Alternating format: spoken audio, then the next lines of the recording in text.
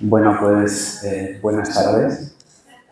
Muchísimas gracias la Asociación Española contra el Cáncer por organizar este debate, este coloquio, y especialmente a todos ustedes, ¿no? Porque estar aquí, nosotros como siempre, con lo difícil que es jugar en casa y ver pues, un lugar tan bonito como este, ¿no? El Teatro Olimpia, con esta historia lleno, pues nosotros estamos encantados, ¿no? A ver si damos la talla. Sí.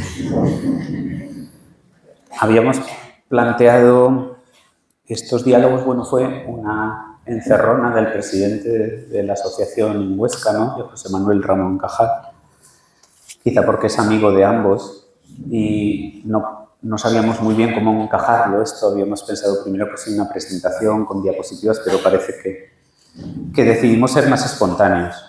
Entonces he traído un poco de guión y yo sé que la mayoría de ustedes han venido a escuchar a Javier Modaleda, que es el experto en esto, y entonces yo haré un poco más como entrevistador, ¿no? Pero bueno, no me podré callar tampoco, algo diré. Entonces, estaba ahí detrás y tuve guardia el sábado en San Jorge y me contaron una historia muy bonita, muy bonita de Javier, ¿no? Vamos a empezar, yo creo que la primera pregunta es ¿qué son realmente los cuidados paliativos? Pero antes de eso te voy a contar algo que tú provocas o que lo que simbolizas provoca. Entonces yo estaba de guardia con una compañera médico de otra especialidad, no me ha permitido desvelar más datos porque no quiere estar en el anonimato, y entonces tú asististe a su padre el último día de su vida. Y entonces ella dice que tú entraste en la habitación y vio que tenías una luz alrededor. Y lo decía convencida, ¿eh? Y ella es una colega seria, ¿no? Y entonces, claro, yo le decía, oye, pero esto que me dices tú de una luz como un aura, te lo prometo que lo vi. Y le dije a mi marido, oye, que este hombre tiene una luz. Y entonces, bueno, pues yo creo que quizás la forma de empezar, ¿no? Sería preguntarte si tú te ves esa luz, ¿no? A lo mejor cuando te miras en el espejo. Ahora mismo sí. Y luego, segundo, si yo creo que lo que ella estaba diciendo en un momento de emoción tan fuerte, porque ella sabía que iba a perder a su padre ese día y que tú le ibas a acompañar, si la familia en ese momento, si los que rodean a estas personas os ven como una luz, ¿no? En ese momento tan triste, ¿no? Y quizá tan oscuro. Así quería un poco comenzar. Muy bien, pues muchas gracias. Y gracias a todos vosotros. Vale. Esta pregunta de qué son los cuidados paliativos me la sé, pero a ver si soy capaz de transmitirlo. No sé si tengo la luz o si se ve la luz, pero en cuidados paliativos algo que decimos siempre es que muchas veces solo con estar es suficiente.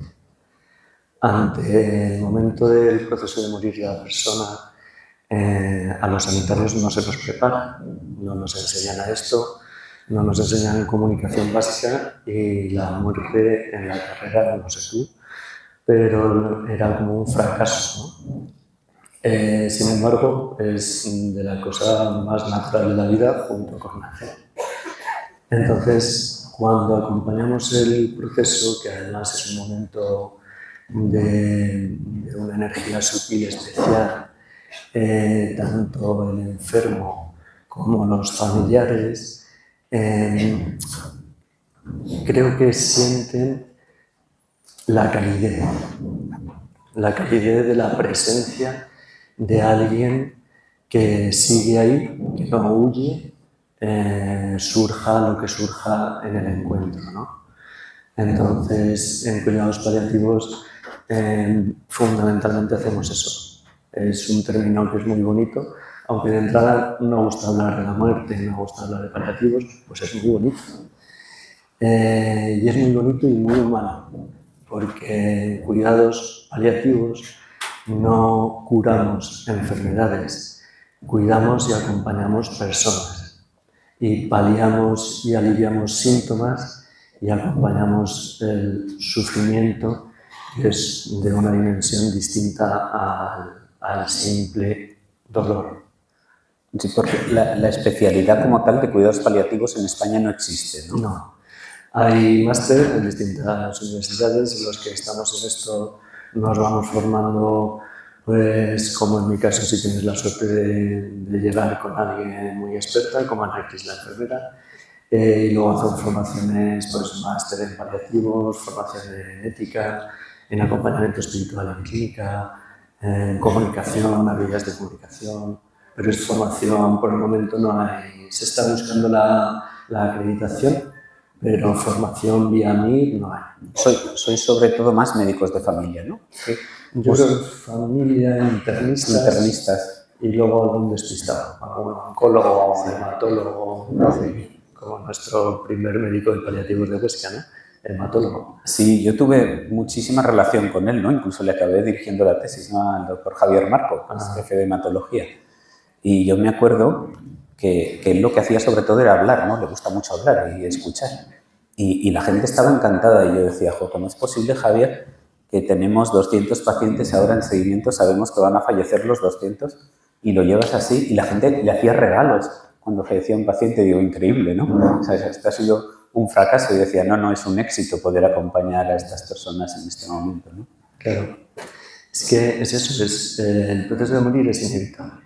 Entonces, para empezar, yo creo que hablar de ello en un primer momento, para empezar, previene el sufrimiento.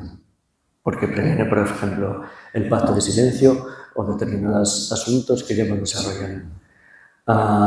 Entonces, en principio, normalmente no se quiere hablar de esto, pero como intuitivamente todos lo llevamos dentro, al final empiezas a hablar y a todo el mundo le interesa. Sí, yo por si nos quedábamos sin palabras, he traído algunos libros, ¿no? Sí. Y uno es de uno de mis psiquiatras favoritos, Irving Yalom, que ha escrito muchos libros de psicoterapia de grupo, psicoterapia existencial, y a él también le diagnosticaron una etapa de su vida un cáncer que superó, y entonces empezó a agobiarse con el tema de la muerte, ¿no?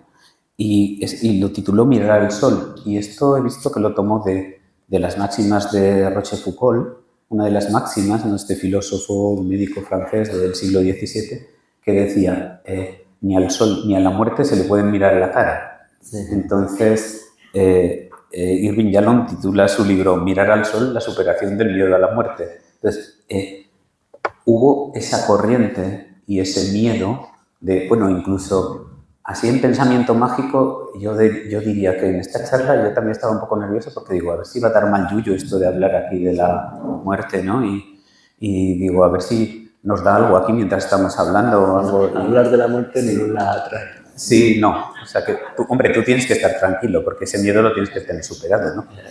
Bueno, no. Yo siempre digo que necesito acompañar a muchos pacientes porque necesito mucha ayuda. Sí. Porque al final los pacientes y los familiares son maestros de vida. Sí. Es que yo creo que eso ahora que nos oye mucho la gente, ¿no? Que estamos aquí, porque como no los vemos, ¿no? A nosotros los que nos dan vida son los pacientes. Sí. Los pacientes y las familias, ¿no? Menos mal que los jefes no lo saben, si no aún nos pagarían menos, ¿no? No cabe ninguna duda que nuestra profesión es la más bonita del mundo, ¿no? La de sanitarios. Sí. Pero eso no se puede decir porque si no, entonces dirán, bueno, pues ir a trabajar sin que os paguemos. Es por lo que al final salen las cosas, ¿no? Adelante. Porque, bueno, yo en mi carrera pues di muchas vueltas y al final encontré en esto profundo sentido a mi profesión. Te quería preguntar también, porque vosotros tratáis mucho el sufrimiento, tratáis mucho el dolor, y yo te quería preguntar si la gente en su miedo, de esto yo también podría comentar un poco, porque el miedo a la muerte realmente está presente en casi todo, ¿eh? La gente que tiene ansiedad, si alguien de aquí ha tenido ataques de ansiedad, que seguro que sí, porque es una patología muy frecuente, muy probablemente, en el ataque de angustia tú tienes miedo a morirte. Entonces, claro, ese es un temor tan intenso, no tan que dices, voy a desaparecer. Hay, yo creo, dos temores básicos. Uno es el desaparecer, aquí mi vida termina y yo ya no puedo hacer lo que quería o todo lo que era posible deja de ser posible. Y hay un temor al sufrimiento, ¿no? Al sufrimiento y a lo que antes se llamaba la agonía, que no tengo una agonía muy prolongada y así. Entonces, en tu experiencia, que tú has atendido a cantidad de personas al final de su vida, ¿están al final más, entre comillas, agobiados porque saben que ahí termina su historia? ¿O están más agobiados por que no tenga dolor, que no tenga una agonía larga, que no me ahogue, que no tenga sensaciones, síntomas, ¿no?, de ese estilo? ¿Tú qué crees? Yo creo que prácticamente todos tenemos miedo al proceso de enfermedad. De alguna manera, todos somos conscientes de nuestro final. Otra cosa es que durante toda la vida actuamos como si le pasara a otros. Y a mí nunca me va a pasar.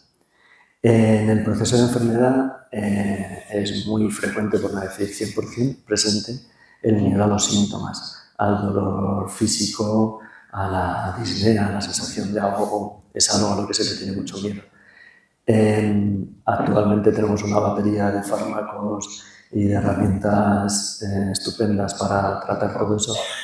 Otra cosa es la espera del sufrimiento.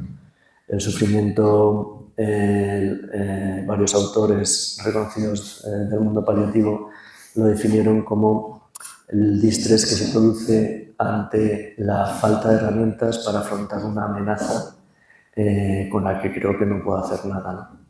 Y por otro lado, el sufrimiento también surge de la lucha contra lo que es, contra lo que está siendo, contra lo inevitable. Otro de los síntomas que nos podrás contar mejor de la ansiedad, de la crisis de pánico, aparte de la de desaparecer y de morir, es la de perder el control. Entonces, tenemos como la manía de querer tener el control en la vida, en muchos aspectos, ¿no? Y hay veces que es mejor entregarse. Entonces, gran parte, quiero decir, que puede haber mucho dolor y sufrimiento, pero puede haber cero dolor y muchísimo sufrimiento. Y normalmente surge de esa pelea de no aceptación de lo que es. Respecto a abandonar esta biografía, yo lo que veo en mi experiencia es que más que miedo genera tristeza, como cada vez que te despides de alguien al que le tienes muchísimo cariño y aunque sea que se va a un crucero de 3 meses, pues pierdes a la persona 3 meses, ¿no? Pues aquí la pierdes para siempre.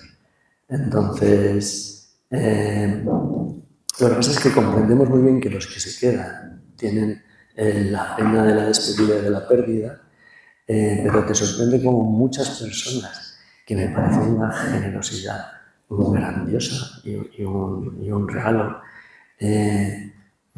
sienten pena por los que se quedan. Los que trascienden el sufrimiento de su propia muerte están apenados y preocupados por los que se quedan. Entonces, bueno, yo creo que al final está todo bastante bien organizado. Sí, yo creo que en eso, por ejemplo, lo que has hablado antes, la conspiración de silencio, que eso para el que no lo conozca, pues los sanitarios lo conocemos bien, pero para el que no conozca, generalmente la familia conoce el diagnóstico y el paciente no lo conoce, ¿no?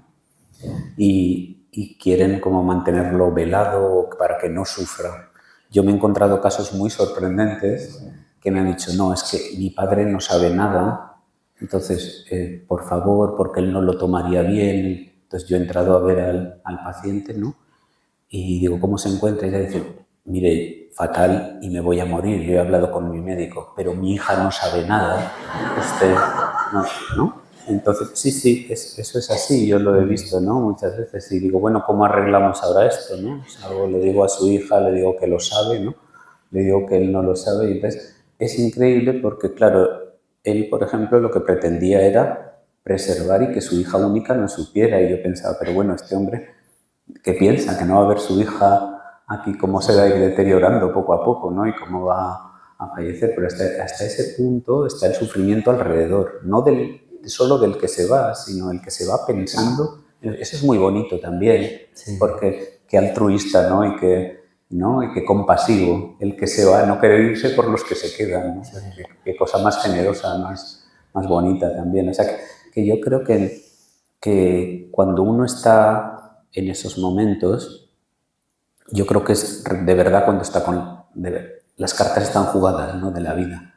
Y uno está ante la realidad. él sabe la vida que ha tenido y ahí lo que hay es real. Entonces, él toca realmente su vida. Te quería preguntar, bueno, igual cambió un poco de tema, pero a este respecto, las experiencias cercanas a la muerte, ¿no? O esa gente que luego ha regresado, que todos tienen unas vivencias muy parecidas, ¿no? Un túnel, una luz, un recorrido de toda su vida. Yo tengo mi propia interpretación sobre eso, pero ¿tú qué piensas sobre eso? ¿Has escuchado, te han contado? En mi experiencia, o sea, tengo poca experiencia, solo a lo mejor, ahora mismo me acuerdo de una, supongo que a lo mejor alguien me ha contado algo. Las percepciones que se ven en el proceso de morir en los últimos días de los pacientes que vemos nosotros no es exactamente lo mismo que la investigación seria que ahora mismo hay respecto a las experiencias cercanas a muerte, que son personas que clínicamente están muertas, que las han recuperado y ¿no? Pues la investigación va de cómo es posible que tengan memoria y tal. He leído alguna cosa del tema de la luz y de ver a familiares y eso depende de las culturas, ¿no? Yo lo único que puedo contar es de la paciente, una paciente genial, que era muy burra, y estuvo en la UCI, estuvo fatal y nos contó cómo estaba viendo a la madre y estaba en paz, en la gloria, y dijo, ahí llévame, y le dijo, no, todavía tienes que seguir aquí. Y de repente salta y dice, y voy y me despierto y veo al idiota y me dijo. No sé si te vale como experiencia. Sí, hombre. Sí, es que yo creo que cuando alguien se somete... Claro, por ejemplo, esta colega cuando me contaba que te había visto esa luz alrededor, ¿no? Que yo no te he visto, claro. Pero yo estoy seguro que ella lo veía por dos aspectos, ¿no? Por el hecho tan trascendente de lo que estaba ocurriendo con su padre, porque, bueno, todo el mundo debe saber, y nosotros desde Salud Mental pues lo conocemos, que nadie vemos la verdad tal cual, o sea, nosotros vemos cada uno nuestra realidad. Y de hecho, a alguien que le preguntemos qué está viendo aquí, cada uno dará una versión, una experiencia. Entonces, las emociones, cuando son muy potentes, están por encima de la razón, ¿no? Por ejemplo, con miedo actuamos muy mal o en emoción muy, muy potente, la razón se nubla. Entonces, yo creo que en la emoción de ir a perder la persona, a lo mejor de las más significativas de tu vida, que es un padre, ¿no? Por ejemplo, supongo que tú tienes percepciones o distorsiones de la realidad y que además encajan en ese momento. Y entonces en ese momento lo que encaja es que llega una persona que les va a ayudar a uno de los trances más difíciles de su vida y les vas a acompañar. Y esa luz que te vieron alrededor era, lo siento, pero te vieron como un ángel. Eso está clarísimo, ¿no? Que representa una luz alrededor de una persona, un ángel, una persona que viene a ayudar. Entonces, era esa necesidad que uno tenía en ese momento. Y claro, yo pienso también la importancia de estar acompañado. Te quería preguntar también sobre eso, sobre cómo estamos ahora despidiéndonos, si estamos falleciendo más en los hospitales, si se ha vuelto a domicilio, si gracias a vosotros es más posible en domicilio, si te parece una muerte mucho menos humana en un hospital que en un domicilio. ¿Qué opinas tú de eso? Ahora tenemos la reciente experiencia de la pandemia. Yo no he estado en el hospital, pero sí sé que se ha pasado muy mal a ambos lados. Claro, nosotros siempre decimos en el ESAD, en el equipo domiciliario, por definición, si acompañamos todo el proceso y la persona termina falleciendo en casa, es porque los cuidados son muy buenos. O sea, nosotros vemos poca problemática social en ese sentido. Si hay problemática social, normalmente se termina en el hospital. Al hospital, normalmente, yo lo llamo siempre como en el máster de rescate en montaña, un territorio hostil, ¿no? Nuestra experiencia es que la mayor parte de las personas prefieren morir en casa, rodeados de los suyos, eso se puede llevar a cabo perfectamente. De hecho, lo más importante es el acompañamiento que hacen los seres queridos a la persona y lo de menos lo técnico. En este trabajo recibes una cantidad de gratitud tremenda que te alimenta aún más el sentido, pero es verdad que muchas veces estamos ahí, presentes, y aclaramos lo bien que están haciendo las cosas. Entonces, claro, mi experiencia es la del domicilio. Sí creo que en el hospital, o sea, yo creo que falta cultura paliativa, ¿no? Falta formación, falta cultura, falta visión paliativa, porque no se nos enseña en la carrera, porque la muerte es un fracaso de la medicina y porque tenemos el chip de que hay que hacer de todo hasta el final y de todo parece que es poner 5 antibióticos, una sonda, 3 transfusiones y tal. Y no, hay que hacer de todo, pero muchas veces por el bien del alivio y del sufrimiento de las personas hay que dejar de hacer. Y dejar de hacer es muy buena idea en muchas ocasiones. Pues es que nuestra obligación ética, deontológica y humana es no solo dejarla morir, sino acompañarla a que muera en paz y a trabajar anticipadamente el dolor de los familiares, ¿no? Entonces, sí es verdad que probablemente en el hospital falte un poco esa visión paliativa. Es interesante lo que cuentas porque yo en todo el periodo COVID estuve trabajando en el hospital, en psiquiatría, y hacíamos las interconsultas, muchas veces en zona COVID, ¿no? Que se llevan pues internistas, neumólogos, la gente de la UCI, los de urgencias, ¿no? La gente que estaba así en primera línea.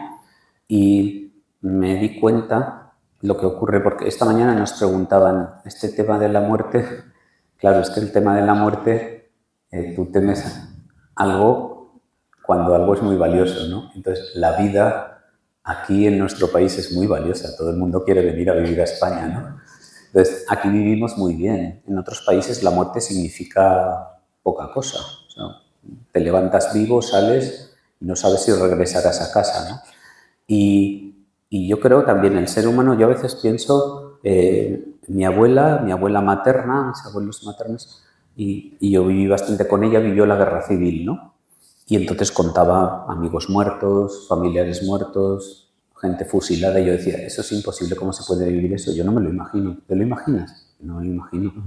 ¿No? ¿Cómo estarán ahora en Ucrania o así? Pues da igual, el ser humano se acostumbra a todo, se acostumbra a todo. Y luego encima tenemos un sistema muy bueno de olvido, ¿no? O sea, porque yo pienso ahora en lo del COVID, digo, medio, ¿no? Que lo que llamaríamos en psiquiatría un trastorno disociativo. No era yo, ¿no? O no lo recuerdo tan apenas. Y yo recuerdo, si me pongo a recordar, digo, pero si yo pasaba a visitar a gente en una habitación, me acuerdo de haber visitado a 3 personas, que los 3 eran familiares y por eso los juntaron, y en una semana fallecer 2 en el hospital sin que nadie los pudiera visitar, ¿no? Y yo seguir haciendo la consulta. Es verdad que tengo que decir que muchos colegas, jefes de servicio, gente a la que yo admiro muchísimo, muy curtida, los he visto llorar en esa época, ¿no? Por no poder atender bien a la gente o por falta de medios, porque en ese momento era imposible, ¿no? O porque, claro, en ese momento el virus era muy, muy criminal, ¿no? Así es la verdad. Y yo recuerdo que esos que muchas tardes me llamaban por teléfono y hablábamos, y me han dejado de llamar, yo estoy contento, pero digo, ¿cómo necesitamos hablar de eso? Y cómo necesitaban contarme que ellos estaban por la mañana con personas que sabían que iban a fallecer y que no iban a poder hacer nada por ellos, ¿no? Y ahora ha pasado eso y nos hemos olvidado y casi como si no lo hubiéramos vivido, ¿no? Volvemos a la vida.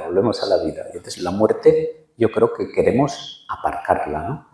Entonces, claro, no sé si tú dices, hay que saber estar ahí, hay que saber acompañar, hay que saber... pero la gente no sé si realmente quiere eso. Le da como una especie de... Recordemos los ritos funerarios que tan importantes son. Recordemos cómo eran los entierros, ¿no? Cuando éramos críos. que estabas ahí toda la noche con el velatorio. No existían los tanatorios, por cierto, ¿no? Hace poco, ahora estoy en el hospital psiquiátrico, ¿no? El centro de rehabilitación de Santo Cristo de los Milagros. Entonces, hay como una capillita, no sé si la vimos el otro día, ¿no? Una capillita con una losa de mármol, que le llamamos la piedra. Y entonces, cuando viene la gente joven y dice esto, que era una capilla para rezar, digo, no, aquí es donde dejábamos los cadáveres de los pacientes que fallecían porque no existían tanatorios. Pues si alguien fallecía, lo dejabas en esta casita por la noche en el mármol. Y entonces antes la gente velaba a sus gentes en casa, ¿no? Y con gente alrededor. Y todo eso, por cierto, favorecía mucho el duelo. Iba muy bien para el duelo, quizá también. Bueno, aunque salte un poco de un tema a otro, ahora con el duelo me ha venido. Tú habrás atendido gente de todas las edades y en todas las circunstancias. ¿Cambia mucho la forma de afrontar estas etapas finales en una persona joven con algo más inesperado o con algo más inoportuno, ¿no? Porque te llegue a lo mejor un cáncer a los 30, a los 40 años y que se extienda rápido y no puedas hacer nada? ¿Cambia ese afrontamiento respecto a una persona pues más mayor, de más edad y en la que es algo un poco más esperado, o es muy similar? Pues la mayor parte de la gente que atendemos, digamos que tiene su ciclo vital cumplido, ¿no? Y eso no significa nada. Puedes tener 103 años y no tener ninguna gana de morirte porque no te va bien y no quieres y ya está. Hay enfermedades tremendas para la familia como la demencia, por ejemplo. Entonces son cuidadores que llevan muchos años cuidando a su familiar y claro, ahí hay un juego que de esto podrías hablarte más. Hay que trabajar mucho el que el familiar sea consciente de que estamos llegando al final y que suelte, ¿no?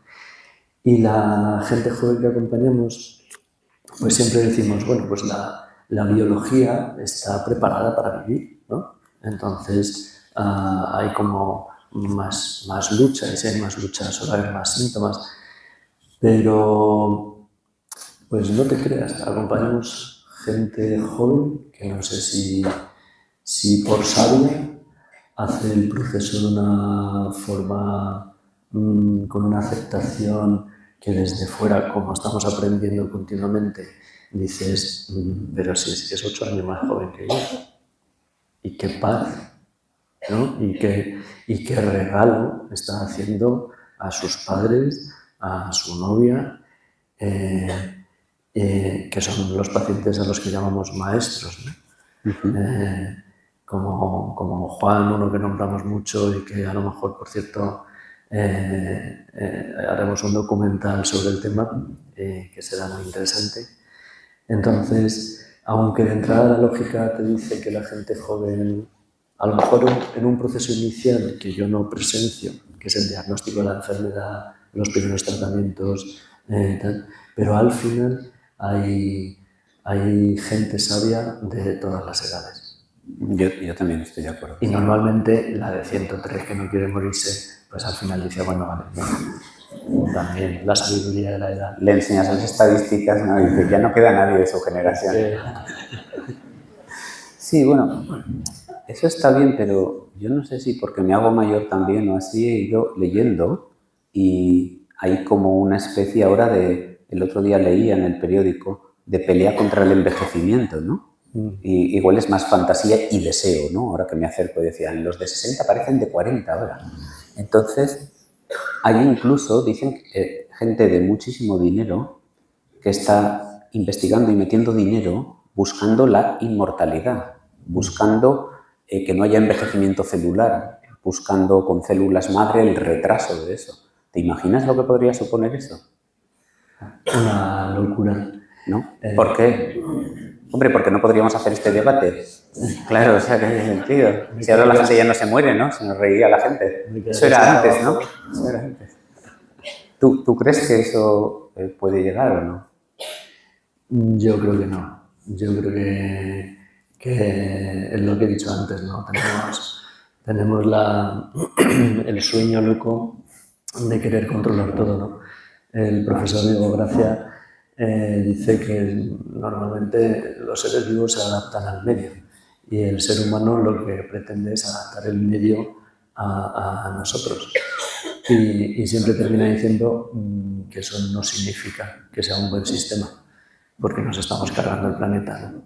Entonces, la búsqueda de la inmortalidad, que solo sirva la juventud, la productividad, pues es parte de la sociedad en la que vivimos, que no quiere mirar a la muerte, que el envejecimiento, lejos de ser el lugar donde deberíamos reposar e ir a preguntar sobre la sabiduría de la vida, pues lo desplazamos, no queremos verlo. Entonces, yo creo que la ciencia tiene un límite. No sé, que a lo mejor les funciona, pero no sé si no es de alguna manera incluso patológico, ¿no? Sí, bueno, de hecho existen síndromes, ¿no? En psiquiatría, el síndrome de Peter Pan, ¿no? O el síndrome también de Dorian Gray, ¿no? Que sabemos que es esa novela de Oscar Wilde en la que envejece el cuadro en lugar de él. Bueno, no voy a decir cómo termina, pero termina mal. No digas más. Sí, que a lo mejor no es tan bueno que pudiéramos ser inmortales, porque claro, cuando tú puedes ser inmortal, seguramente alguien dice, bueno, y los filósofos, por ejemplo, Cicerón decía que filosofar solamente es aprender a morir. Y claro, en esa frase dice muchísimo, porque quizá sin la muerte no tendría sentido nuestra capacidad de disfrutar, porque ¿qué más da? Si lo que no hagamos hoy lo podremos hacer mañana, o pasado, o dentro de 100 años, o dentro de 200, ¿no? Tranquilos, porque a no ser que haya un accidente, nosotros no vamos a morir. Yo creo que disfrutamos de la vida precisamente porque sabemos que tiene un límite. Ahí también hay un tema interesante que es el de la mayoría de religiones, que tú y yo hemos hablado también, de lo espiritual. La mayoría tienen otra vida, un más allá. Y yo no sé cuánto de eso también hay en una especie de superar este temor y esta angustia ante la muerte, ¿no? O sea, que dices, bueno, sí, moriré, pero iré a un sitio mejor. Casi siempre es un sitio mejor, si te has fijado, ¿no? Sí, entonces, mal vamos. ¿No? Entonces, ¿tú qué opinas de eso? Esto es una pregunta un poco más personal, si quieres no la contestas, si quieres la contestas. No, elucubrar no. Como dice el maestro Tribunal, nosotros acompañamos hasta la puerta, tras la puerta el misterio, ¿no? Sí.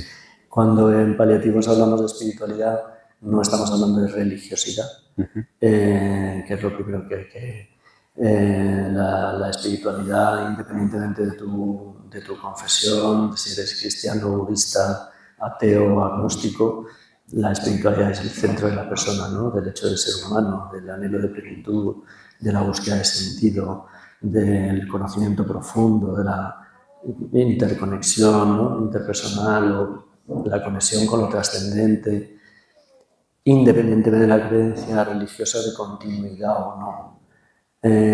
Sí vemos que las personas que tienen fe profunda, no una religiosidad superficial, en el momento final sí tienen paz.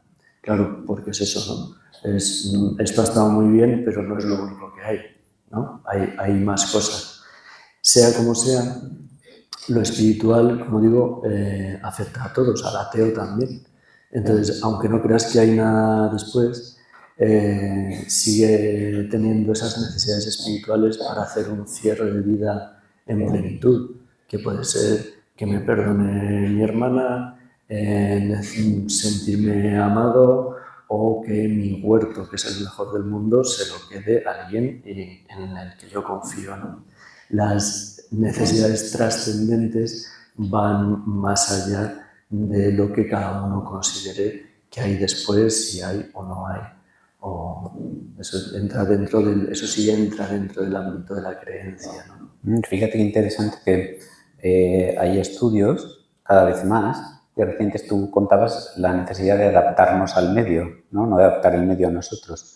Y hay estudios sobre la trascendencia y ahora ya se han descubierto genes que codifican la trascendencia y que nosotros como seres humanos cada vez hemos expresado más esos genes. O sea que genéticamente para adaptarnos necesitamos la trascendencia. sea, porque probablemente la trascendencia nos ayuda a sobrevivir, ¿no? O sea, que es interesante. La espiritualidad la necesitamos. O sea, la espiritualidad puede tener también una base biológica y genética, ¿eh?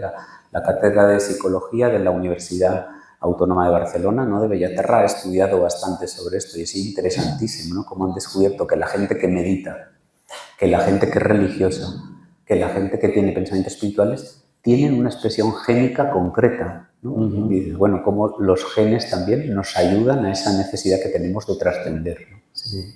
Siempre parece que siempre que hablamos de esto hablamos de las orientales. Es verdad que tienen como un mapa más elaborado, el gnosticismo cristiano también, y hay autores que tienen desarrollado también el mapa de la consciencia, ¿no?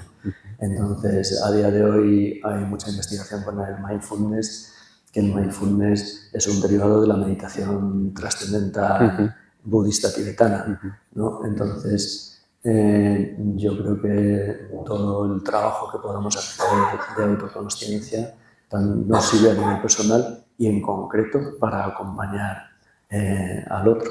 Sí, bueno, de hecho, ya que lo citas, uno de los libros más influyentes en las sociedades occidentales ha sido el libro tibetano de los muertos, ¿no? Sí. O sea que esa cultura que ellos tienen, esa trascendencia, ese pensar en la muerte como un camino y como una transición, realmente nosotros lo necesitamos, es una necesidad nuestra, ¿no? A lo mejor también que la gente haya venido aquí también tiene que ver un poco con eso. Todos tenemos ese temor por ahí, ¿no? Hay, de una manera, cada uno lo vive de una manera, pero también todos intentamos huir o saber sobrevivir incluso al temor que tenemos, ¿no?, frente a la muerte.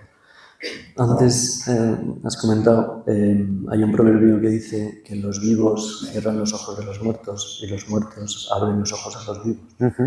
Entonces, es verdad que reflexionar, no se trata de obsesionarse, pero reflexionar con la propia impermanencia, con reflexionar sobre mi propia muerte, lejos de amargarte, hace que vivas mejor, sí, ¿no?, con más consciencia y, si quieres, con más gratitud.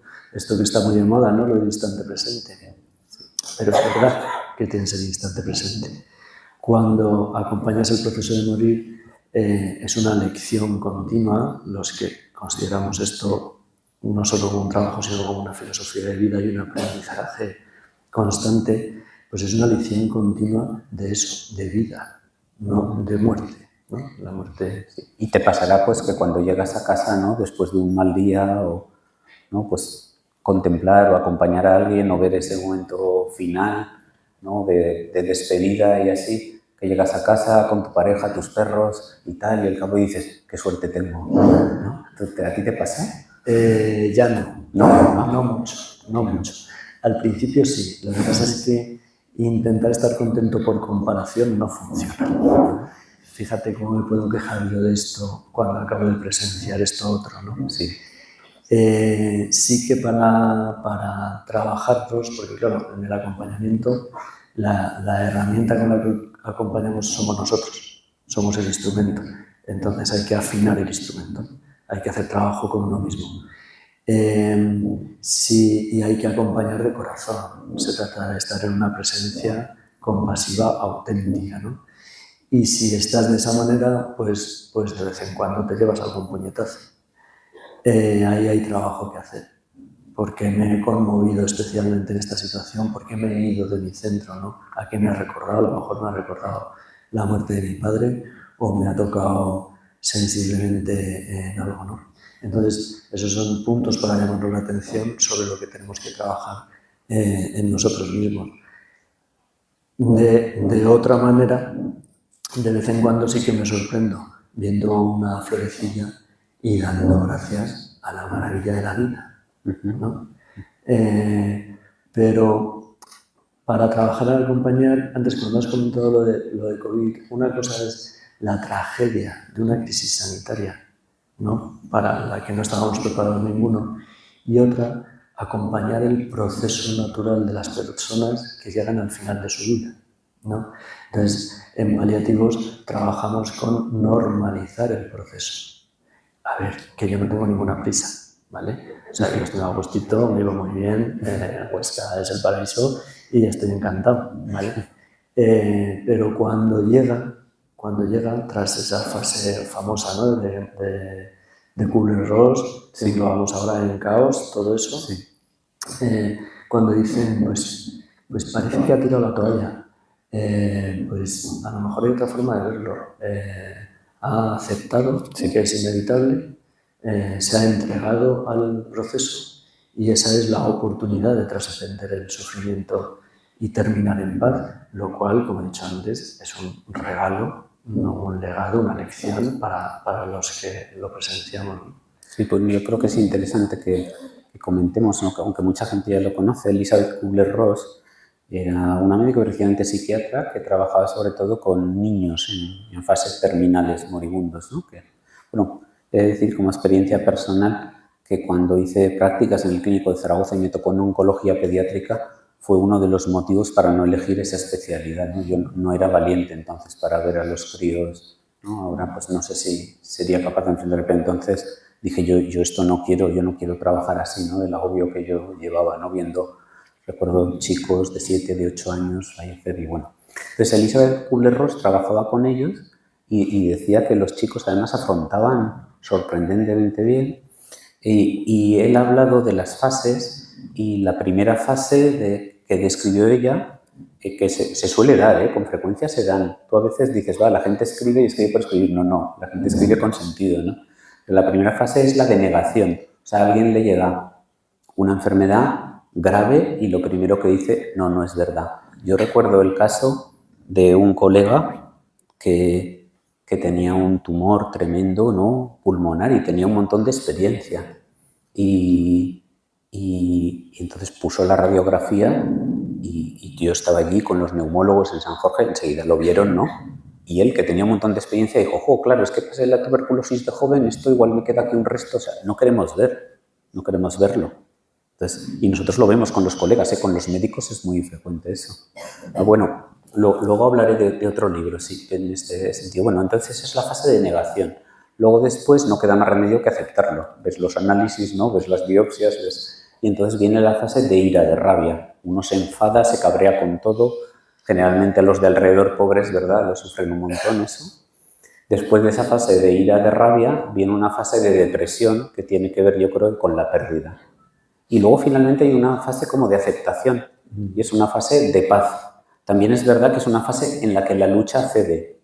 Y esa fase, yo me acuerdo, el último compañero así que vi fallecer por cáncer, ya pues jubilado sí, pero era una persona jovial, luchadora y siempre se caracterizaba por eso, ¿no? Y nosotros siempre, qué pesado incluso este hombre siempre, ¿no? Tan beligerante. Y yo lo fui viendo en todo el proceso, duró unos años y un día fui a verlo al hospital y dije, vuelve a estar ingresado. Y fui y tenía una cara de paz, pero a la vez yo me quedé de piedra porque vi claramente que él ya había tirado la toalla y yo percibí eso perfectamente, ¿no? De hecho, yo salí de la habitación y llamé a un amigo y dije, ¿has venido a ver a...?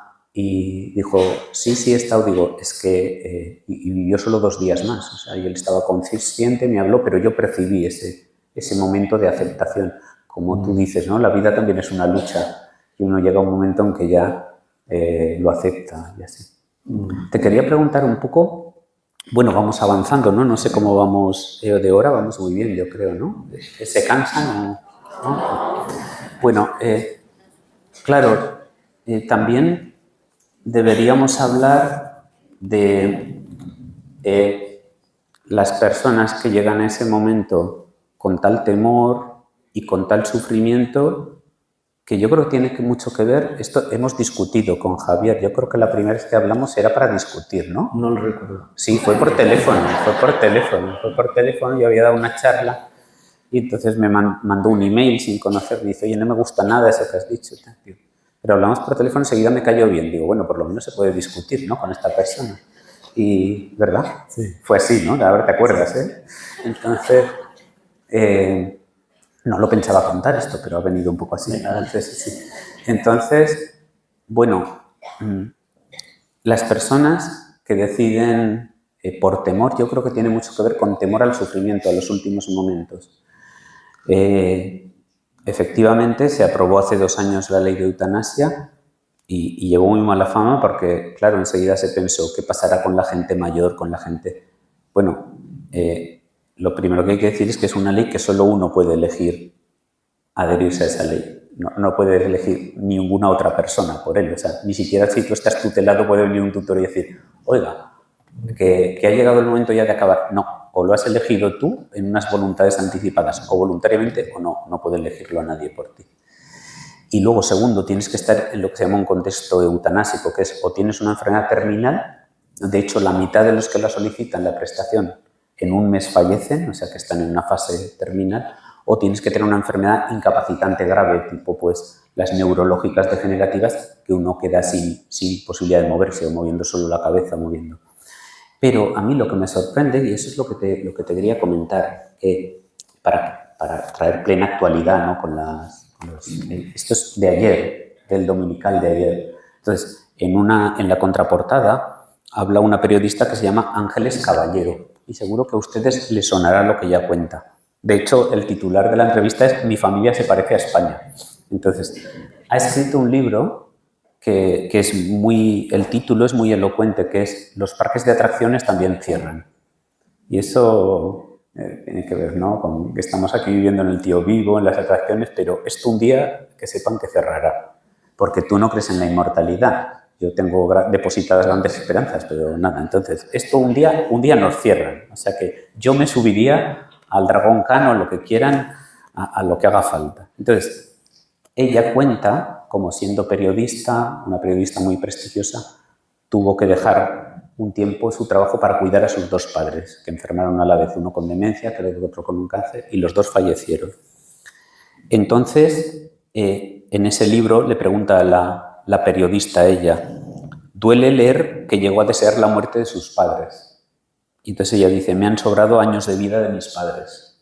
Por amor a ellos, por la mirada que transmiten de no querer que se les viera así. Y eso que mi madre tuvo la fortuna de no recordar cuando nos quería pegar a todos. Yo deseaba que se murieran cuando estaban mal. Entonces, le dice la periodista, se lo preguntó a ellos, dice, no, pero una noche oí gritar a mi padre, quiero morirme, y yo no dije nada. Me he tenido que quedar con eso en la mente, como en las noches de los demonios de mi madre. Por eso, cuando enterré a mi madre, tomé mis decisiones. Dice, ¿hizo testamento vital? Y dice, sí. Me salió el orgullo caballero, que es su apellido, y dejé escrito que si tengo tal deterioro, no quiero que me hagan según qué cosas. Entonces, esto es así, ¿no? Porque también tenemos en nuestra comunidad autónoma y en todas las comunidades, ¿no?, de España, lo que se llaman las voluntades anticipadas, el testamento vital. O vosotros os encontráis con gente así que ha hecho un testamento vital, que no quiere que se le apliquen según qué medidas, qué cosas. Poca gente tiene registrado el documento de voluntades. De hecho, ahora hablamos más que del documento, que sería como el broche, y en según qué circunstancias puede venir muy bien. Hablamos de planificación compartida de la atención, ¿no? Sí. Si ponemos por encima de todo la voluntad y la autonomía de la persona tiene que estar bien informada, ¿no? Entonces, se trata de un proceso. Como digo, el documento viene muy bien, pero muchas personas, sobre todo mayores, expresan su voluntad de forma indirecta. Si a mí me pasa lo mismo que a Petra, a mí no se os ocurra ponerme una sonda por la nariz, ¿no? Atención primaria yo creo que es un lugar muy bueno para, si te viene la persona, ir tirando del hilo en circunstancias así dolorosas, ¿no?, como esta, pues esta mujer, si va a su médico a contarle la situación, pero eso es un proceso, ¿no? El documento al final pues está bien, pero se trata de hacer una exploración de voluntades previa de si quiero esto o no quiero lo otro, y con toda la información, claro. Es como, bueno, que no puedes comer. ¿Te ponemos un tubo para alimentarte directamente al estómago? Vale. Bueno, pues hay que explicar más cosas. Claro, yo creo que ha cambiado mucho también, ha evolucionado mucho la medicina desde que estudiábamos, ¿no? Y muchas de estas acciones se llamaban eutanasia pasiva, que era como retirar medidas de soporte a la gente. Incluso estaba entonces, hasta recuerdo juicios, ¿no? Juicios de que un hijo decía, no, yo creo que a mi padre hay que ponerle una sonda, aunque tenga una demencia vascular, no hable, esté ulcerado, esté sufriendo. Y otro hijo decía que no, iban a juicio y el juez le daba la razón al de ponerle la sonda. Porque sí, afortunadamente, ¿no? Yo creo que en eso, en los paliativos, hemos avanzado mucho, ¿no? O sea, lo que se llamaba encarnizamiento terapéutico de esas personas. Respecto a los apellidos de la eutanasia, hace años que se les aconseja ponerle apellido, porque independientemente de la etimología de la palabra, pues todos aceptamos que la eutanasia es lo que es, ¿no? Lo que está recogido en la ley, que es provocar la muerte en unas condiciones determinadas por unos fármacos y tal. Entonces, las que antes llamaban las eutanasias pasivas o indirectas no son tales eutanasias, ¿no? O la eutanasia encubierta bajo una sedación. Una sedación no provoca la muerte, ¿no? Esto lo trabajamos mucho con los familiares que tienen miedo al manejo de según qué fármacos en el domicilio. Los medicamentos que usamos son seguros, no acercan el final, no aceleran nada. Entonces, en realidad, las mal llamadas eutanasias pasivas e indirectas en realidad son lo que antes llamábamos limitación del esfuerzo terapéutico, que ahora hablamos de adecuación del esfuerzo, porque no nos estamos limitando en algo que podemos hacer y no lo hacemos, sino que nos adecuamos de forma dinámica a las necesidades del paciente tomando las decisiones que nos parecen más prudentes, ¿no? Entonces, si alguien ha tenido un infarto cerebral tan grave que se ha quedado vegetal, no está indicado forzar una nutrición artificial con algo tan molesto además como una sonda. Entonces, tú no estás provocando la muerte de la persona por no ponerle una sonda. La estás dejando morir por el proceso que le ha llevado allí y si además la acompañas a que muera bien, pues estupendo. Cuando apagas un respirador, tú no estás matando a la persona. Se está muriendo de su proceso. Estás interrumpiendo una medida artificial. Entonces, la no instauración de medidas que no están indicadas o la retirada de medidas que han dejado de estarlo no provocan la muerte. La muerte la provoca el proceso de enfermedad que les ha llevado a esa situación. Como te decía antes, creo que evidentemente pasan menos cosas que hace años. Yo claro que soy tan joven que tampoco tengo muchos datos de aquella época, pero sigue haciendo falta formación en paliativos, visión paliativa, cultura, ¿no?, de paliativos y más adecuación del esfuerzo, porque en la facultad se nos sigue enseñando a buscar problemas, ¿no?, diagnosticar enfermedades y solucionarlos. Y el proceso de morir es eso, un proceso que se acompaña, no un problema que se soluciona. Es un paradigma distinto. De acuerdo. Y bueno, mira, ya para ir terminando un poco también, Henry Mars es uno de los neurocirujanos más conocidos del mundo, ¿no? Escribió un libro, Ante todo no hagas daño, con sus errores en la neurocirugía, muy sincero. Ha operado mucho en Inglaterra, ayudaba también precisamente en Ucrania, operando, ha enseñado, yo creo, a neurocirujanos de todo el mundo. Y su último libro es Al final, asuntos de vida o muerte. Y a mí me parece muy, muy sincero lo cobardes que somos los sanitarios, los médicos, ¿no? Quizá uno de los neurocirujanos más admirados del mundo le diagnostican un cáncer de próstata y cómo llora todas las noches imaginándose su muerte y cómo la agonía que tiene, ¿no? Y bueno, tampoco voy a comentar cómo acaba, este acaba mejor que el otro. Entonces, él guarda en un cajón, se guarda en un cajón un montón de sedantes y barbitúricos porque dice, yo si llego a según qué circunstancia, quiero terminar rápido. Y hay unos trabajos también muy, muy interesantes que se llaman El deseo anticipado de muerte. Y entonces en esos leí hace poco también un trabajo de un grupo también madrileño que comentaba que después de revisar un montón de historiales, la gente que se había guardado en una mesita de noche fármacos por si ocurría algo, los habían utilizado mucho menos que los que no lo tenían, que habían solicitado los eutanasia. O sea, que esto pasa como dejar de fumar. Si llevas un cigarrillo encima, lo llevas mejor. O si tú eres ansioso y llevas encima un lorazepam, lo llevas mejor. Entonces, esto, si tú sabes que dices, bueno, si llega el momento o me pongo fatal, de hecho, no sé si tú lo querrás contar, pero yo tengo un montón de colegas que a veces pasamos por las habitaciones, ven una persona sufriendo un montón, un paciente o así, o en malas circunstancias, y dicen, oye, espero que seas buen amigo, ya sabes lo que tienes que hacer, ¿no? Y entonces digo, quizá deberíamos ser un poco más sinceros con esto nosotros, ¿no? ¿O qué opinas? Nosotros, así los médicos, las enfermeras, así, llevamos peor el asunto de... Hay una escala por ahí de complejidad de paciente paliativo, ¿no? Por enfermedades, por situaciones sociales, por un montón de cosas, y yo creo que lo que más puntúa es ser médico. Es lo peor. Sí. Porque se nos junta todo el sesgo de lo profesional con el propio proceso, ¿no? Pero bueno, supongo que es un poco lo que seguimos hablando, ¿no? Es el proceso. Y necesitamos unos tiempos de adaptación. No tiene nada que ver cuando te pegan la noticia de la enfermedad y te hundes y no sabes por dónde vas a salir, que ya el proceso final en el que puedes hacer un trabajo de adaptación. Al nombrar la eutanasia, nuestra sociedad en estas fechas que corren, pues está claro que había que regularlo, ¿no? Pero al final, cuando hablamos de que el proceso de enfermedad es una oportunidad, pues es que lo vemos, que es una oportunidad. Y ves que ocurren cosas y se concluyen situaciones y conflictos y a la familia le da tiempo de adaptarse y tal. Pero que tener un puñado de pastillas en la mesilla tranquilizas o... Sí. Yo creo que todo tiene que ver también con la evolución que ha tenido esta sociedad hacia la libertad del individuo, ¿no? Eso tiene un riesgo, el aumento de libertad, pero también nosotros creo que hemos nacido para ser libres. Entonces, el principio que gobierna en los sanitarios es el principio de autonomía del paciente. Entonces, si nos lo creemos de verdad, el paciente elige.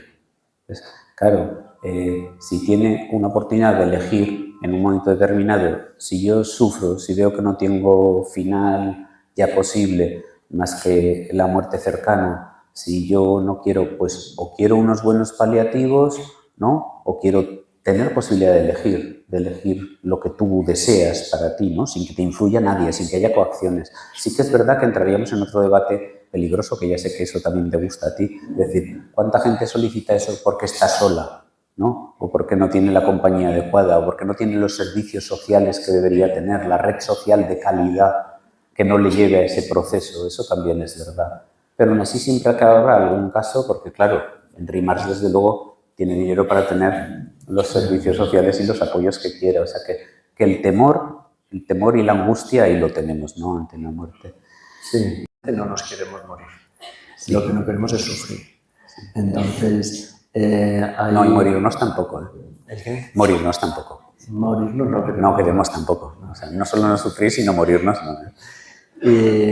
La verdadera solicitud de eutanasia es muy excepcional. Los deseos de anticipar la muerte los vemos todos los días y normalmente son puertas, ¿no? Porque detrás de eso hay algo. Ahí no tengo dinero para ir a una residencia, no quiero dar faena a mis hijos, no sé. Tras un deseo de anticipar la muerte hay algo que explorar y que buscar, ¿no? Entonces, bueno, pero que esté reconocido el derecho, pues bien está. Lo que pasa es que pues eso, es de algo excepcional cuando los recursos en paliativos para acompañar al resto, ¿no? a la gran mayoría de la persona que se pone mal, pues hay mucha precariedad todavía. Que me está teniendo un caso de un paciente de una residencia que nos dijo, si pudiera levantarme de la silla de ruedas, me iría a un veterinario para pedirle una inyección para matar a un caballo. Y le pusimos un parche de fentanilo, que es súper complejo. Le quitas las pegatinas, lo pones y se quita el dolor. Y a los 2 días nos llamó la enfermera y dice, le habéis salvado la vida. Está contento, no se quiere morir. No, hombre, es un opiáceo, ¿eh? Vamos a tratar las cosas. Te lo pasas pipa, que es un derivado de la morfina. Sobre todo porque se quedó sin dolor. Entonces, bueno, vamos a cubrir lo mínimo, lo habitual, lo frecuente. No, yo pienso que sí, ahora que hablamos de eso, si en algún momento tienen sentido los opiáceos y se ha avanzado en eso, y la morfina se sabe de tiempos, en esas etapas finales, ¿no? Lo que yo no veo a lo mejor sentido es a un dolor crónico darle algo mórfico que luego vas a provocar una adicción con sus efectos secundarios, pero en esas etapas finales, oye, ya que estamos así, muramos lo mejor posible, ¿no? Desde luego, ahora mismo tenemos remedios estupendos. Sí, nos quedamos tranquilos. Pues. Y bueno, no me gustaría que termináramos sin hablar de un proyecto muy interesante, ¿no? Que estuvimos comentando, que es el de las comunidades compasivas. Sí. Y bueno, esto es así en toda Europa, como comentaba muy bien el doctor Moraleda, este debate de la muerte, de cómo terminamos, de los paliativos que están muy desarrollados en algunos países europeos. La eutanasia acaba de aprobar el Parlamento portugués en marzo, está en debate en Francia, leyes distintas. El suicidio asistido, por ejemplo, que yo lo veo un tema muy, muy complicado, pero en países que a veces admiramos tantos como Suiza está admitido el suicidio asistido, ¿no? Incluso puedes ir de otro país y pagando tienes derecho a eso.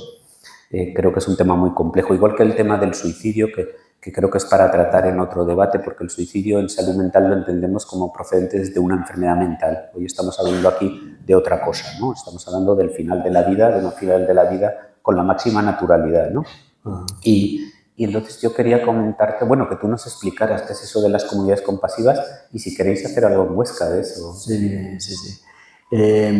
Primero voy a aclarar lo que es compasión, porque tenemos culturalmente asociada la compasión a la lástima cuando vemos sufrir a otro, ¿no?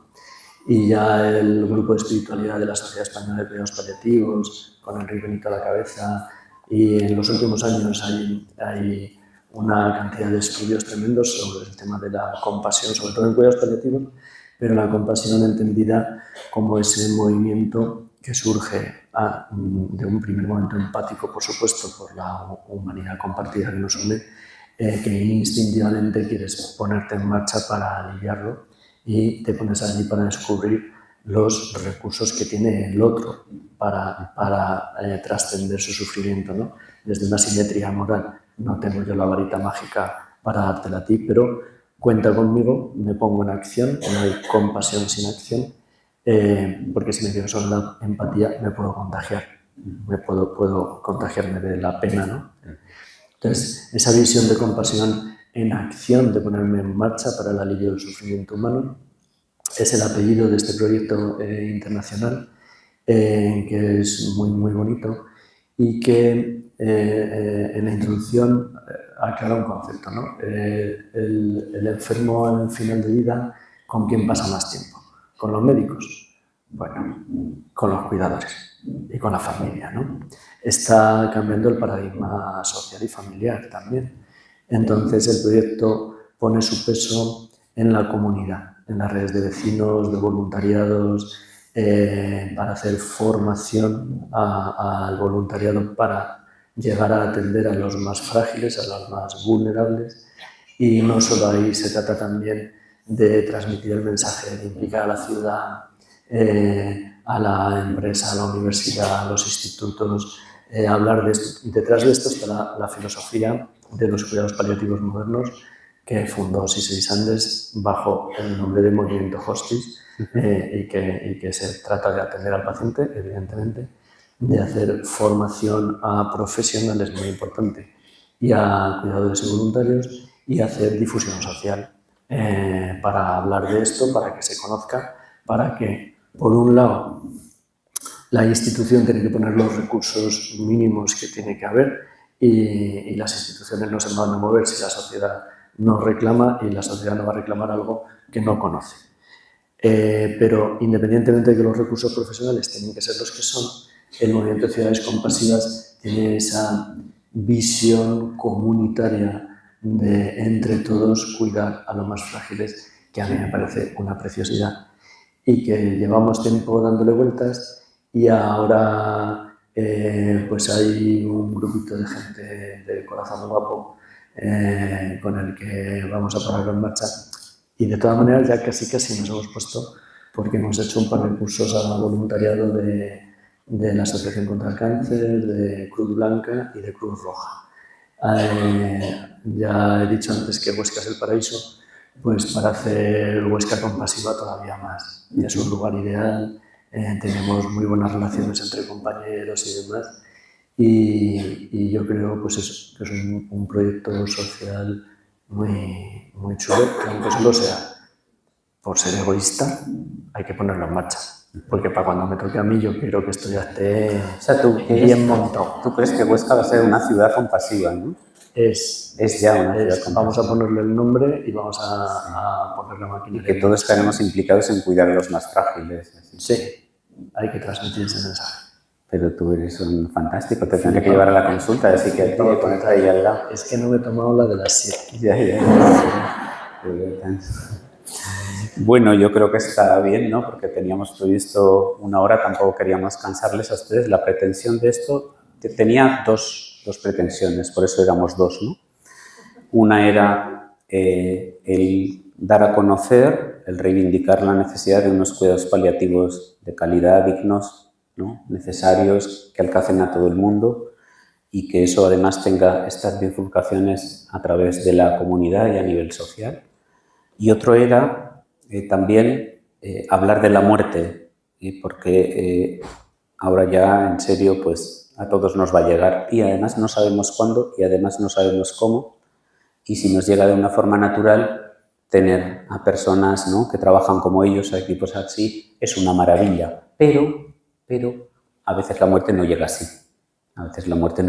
y entonces es bueno saber que a veces la muerte nos sorprende y es bueno estar preparados, ¿no?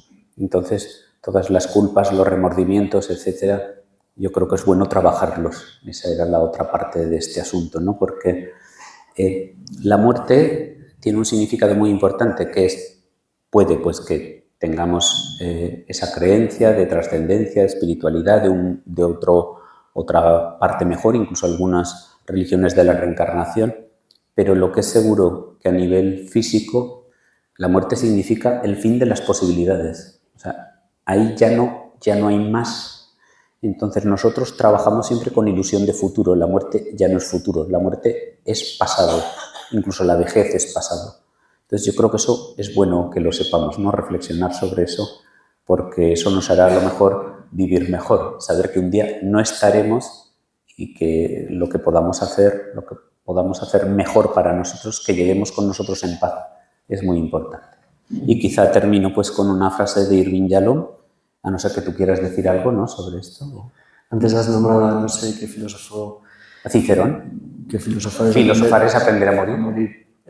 Yo creo que si aprendemos a vivir, sí, moriremos bien. Así, yo también estoy convencido, ¿no? Así, pero bueno, a trabajar. Como eso, que no lo digan Moraleda y Olivera, ¿no?, que lo diga Irving Yalom, que tiene más valor, ¿no?, en el libro de Mirar al Sol, y entonces dice, hablar sobre la muerte nos ayuda a vivir mejor. Así que eso pretendemos. No me lo había leído. Que a raíz de este momento es normal porque luego te lo pasaré. Entonces esperamos que haber hablado sobre esto pues les ayude a ustedes a vivir mejor. Muchas gracias. Pues gracias.